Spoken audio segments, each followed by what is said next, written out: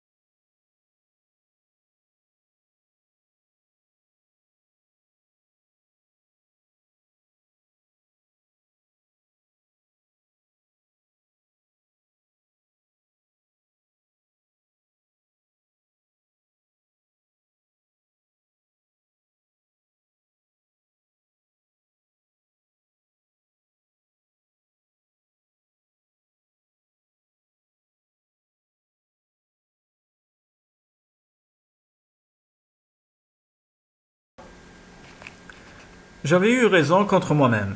Le jardin était là. Un ray de clarté lointain l'annonçait, ne fit pas battre mon cœur plus vite. Ces lampes solaires fonctionnaient, mais ce n'était pas une certitude d'eau. Le jardin pouvait être mort, sa terre calcinée, devenue pulvérulente, ses canaux d'irrigation fendillés de sécheresse. La porte nous surprit. Une porte métallique en très mauvais état, rouillée, rangée et bloquée sur cet entrebâillement qui laissait filtrer la lumière. Je dus me battre férocement contre elle pour réussir à dégager une fente qui autoriserait le passage. L'ouverture débouchait sur un escalier surprenant. Ses marches comblées par la terre et les plantes, ses murs envahis de mousse, un escalier pour atteindre un jardin. C'était parfaitement insensé. Lorsque nous l'atteignîmes, le jardin lui-même me semblait fou. Il vivait, mais il me laissa la bouche béante de stupeur. Un jardin de cette dimension pouvait-il être réel? Un jardin vert où ne poussaient que des mauvaises herbes, avec un sol ondulant de bosses et de creux, et des bouquets d'arbres piqués çà et là, qui semblaient avoir été plantés au hasard. Un jardin si vaste que ses limites n'apparaissaient pas. Le plus stupéfiant était l'intensité de son unique lampe solaire, une lampe géante, si ardente que la regarder me remplit les yeux de larmes. La clarté qu'elle dispensait était inimaginable, une frénésie de lumière dorée, chaude, éclatante. Et ce plafond, dans les jardins, il est toujours plus ou moins voilé par une brume diffuse, née de l'évaporation de l'eau, mais ici la brume le dissimulait totalement, et elle était bleue, un bleu doux, qui rendait plus vif le vert du sol et la clarté dorée de la lampe. Au loin, les herbes se fondaient dans la brume bleue. « Grande mère !» s'exclama Loré. « C'est l'Arly. On dit que l'Arly n'a pas de limite et que son plafond est bleu. » La légende le voulait, en effet, un plafond bleu. Mais le mot plafond ne convenait pas. Cette surface bleue ne me semblait pas faite de matière. En tout cas, dis-je, il y a de l'eau ici, sans eau rien ne pousse. Nous allons chercher un canal. Une idée qui me venait me fit soudain vibrer d'excitation. Tu sais, Loré, je me demande si nous n'avons pas trouvé un havre, en finale. Je crois que nous pourrions nous installer ici. Cette végétation rase ne permettrait pas aux monstres de se dissimuler. Et il y a des arbres, donc du bois pour nous éclairer la nuit quand nous n'aurons plus de piles. Grande mère, répéta Loré, j'avais perdu tout espoir, je suis en train de renaître, c'est tellement beau, mais très étrange. Tu as entendu parler de jardins semblables, Gerd? Jamais. Il me semble gigantesque, Loré. Je crois vraiment que nous pourrions vivre ici, s'il n'y a pas trop de monstres. Un jour, la charge de nos armes s'épuisera. Nous imaginerons autre chose, ligoter un couteau au bout d'une tige d'acier, par exemple. Nous avons traversé des niveaux qui contenaient beaucoup de choses oubliées. Nous récupérerons ce qui sera utile. Il y a du bois ici, c'est le principal. Les arbres poussent vite? Non, admis-je, mais ce jardin paraît immense et les arbres sont nombreux. Regarde là, à droite, à cet endroit où l'herbe rejoint le bleu. Tu vois cette ligne foncée?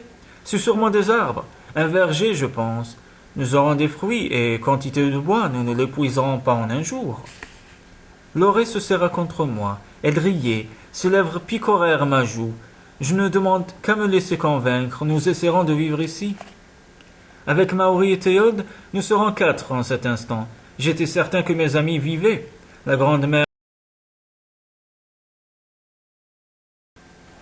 Il y en avait et nous la trouvâmes, après une longue marche. Le canal se cachait derrière ces bosses étranges du terrain. Un canal aussi surprenant que tout le reste.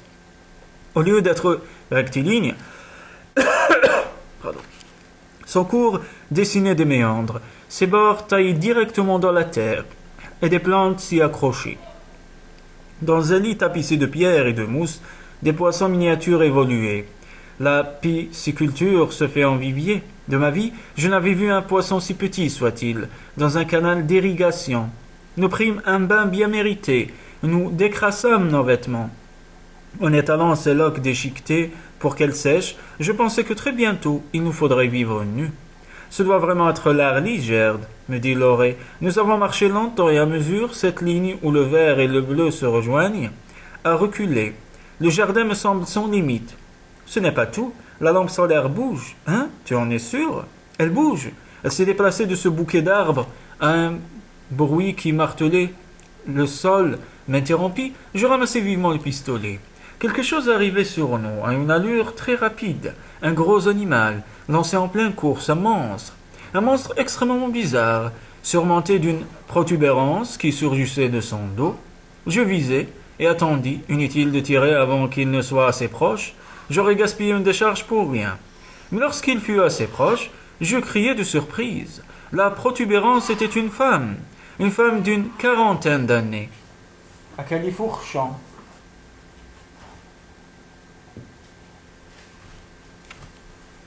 Son visage était très hâlé, ses cheveux noirs remontés en chignon, se striaient de blanc, les yeux bruns, marqués de ridules, avaient une expression sévère. Elle arrêta le monstre en tirant sur les lanières et questionna. « Pourquoi n'êtes-vous pas haut ?» Elle s'interrompit, ses prunelles brunes s'emplissaient d'étonnement. « Vous n'êtes pas de... D'où sortez-vous » ? « D'en bas, répondis-je. Sommes-nous vraiment arrivés au but ? Les révoltés sont là, dans ce jardin ? Je n'osais pas y croire, mais une exaltation frénétique m'envahissait. J'aurais pu m'envoler.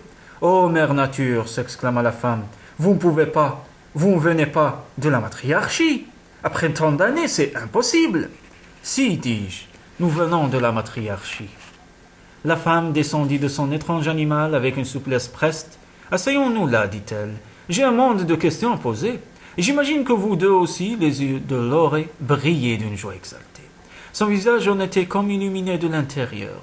Les révoltés, dit-elle. La légende était vraie. Est-ce que ceci est l'Arly ?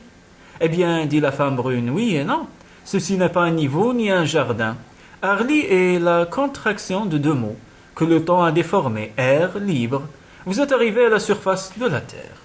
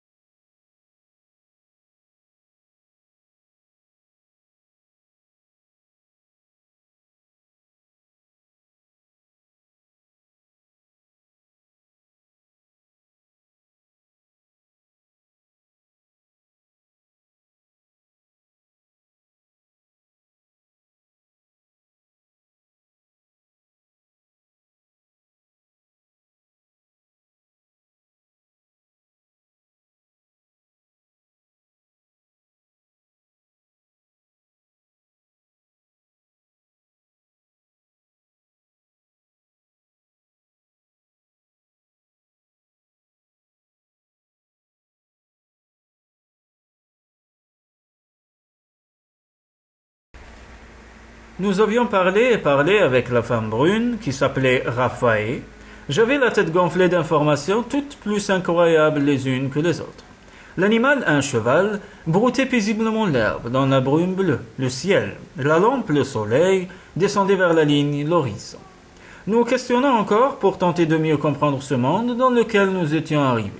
Autrefois, dit Raphaë, tous les hommes vivaient ici, à la surface, mais ils commirent des sottises et empoisonnèrent leur monde.